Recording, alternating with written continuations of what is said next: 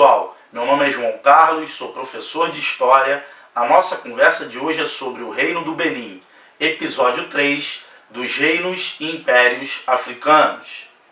Antes de falar do Reino do Benin, é necessário conhecer a região da atual Nigéria, Togo e Benin, principalmente a partir do século X, onde se desenvolveram reinos formados por povos da etnia Yorubá, como os povos Ifé ou Ibenin. Professor, e o que significa etnia?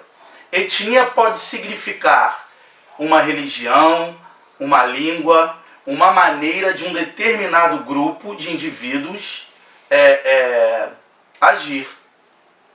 Por exemplo, a etnia da sociedade brasileira é resultado da miscigenação, ou seja, da mistura de povos indígenas, de negros africanos, de colonizadores portugueses e de posteriores ondas imigratórias de povos europeus, árabes e asiáticos. Os povos iorubás tinham grande tradição agrícola e comercial. Além disso, desenvolveram técnicas de manipulação de metais e produziram diversos artefatos artísticos. Ué, professor, os povos iorubás já dominavam a agricultura, o comércio e a metalurgia? Sim. Segundo os historiadores, esses motivos foram fundamentais para explicar a predominância da escravidão africana em relação à escravidão indígena nas áreas agroexportadoras do Brasil colonial no século XVII. Segundo o historiador Stuart Schwartz, os negros não eram mais predispostos ao cativeiro do que os indígenas. Porém, a semelhança cultural, como a agricultura, a metalurgia e a agropecuária, fazia com que os europeus valorizassem mais os negros africanos para transformá-los em escravos.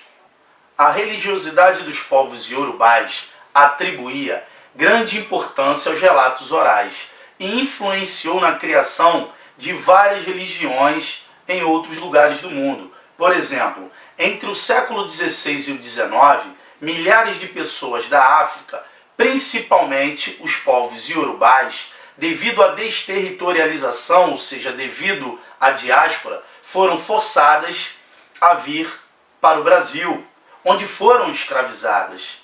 Logo, disseminaram várias tradições culturais, como a tradição religiosa. Assim, no século XIX, a religiosidade iorubá foi a base para a construção de uma religião afro-brasileira que possui muitos seguidores, o candomblé. Porém, ao longo da nossa história, as manifestações religiosas e os seus seguidores sofrem cada vez mais com o desrespeito e com a intolerância religiosa presente na sociedade atual. É só a gente analisar o número de centros que foram destruídos e a quantidade de candomblecistas que sofrem com os mais variados tipos de violência. Após conhecermos de forma concisa os povos iorubás, relatarei as características do Reino do Benin. Localizado no litoral noroeste da África, na região da atual Nigéria, a origem do Reino do Benin remete ao século XIII, quando a cidade de Benin foi fundada pelo povo Edo, de origem iorubá. O território dominado por esse povo foi expandido, obtendo o controle de outras cidades da região. Assim, no século XVI, a cidade de Benin se tornou a capital de um grande reino. Ali, o desenvolvimento da atividade mercantil foi essencial para a sua prosperidade, pois contava com o comércio de diversos produtos, como o sal, dendê, peixe, tecidos e o cobre. O poder político do reino estava centralizado na figura do Obá, que governava com auxílio de nobres. Além disso, o Obá era responsável pelo controle dos chefes das aldeias, que faziam parte do reino. A produção de artefatos artísticos com metais faz parte das antigas tradições africanas. Os artesãos do Reino do Benin produziram diversas esculturas, assim como os relevos em placa de metal. Esse tipo de arte revela a posição social do Obá, que está em primeiro plano e centralizado. Os guerreiros foram representados um pouco menores do que o Obá, e os servos em tamanho ainda menor. Professor, mudando de assunto, qual reino ou império teve mais contato com os europeus? Você vai saber. Esse é o tema da nossa próxima conversa.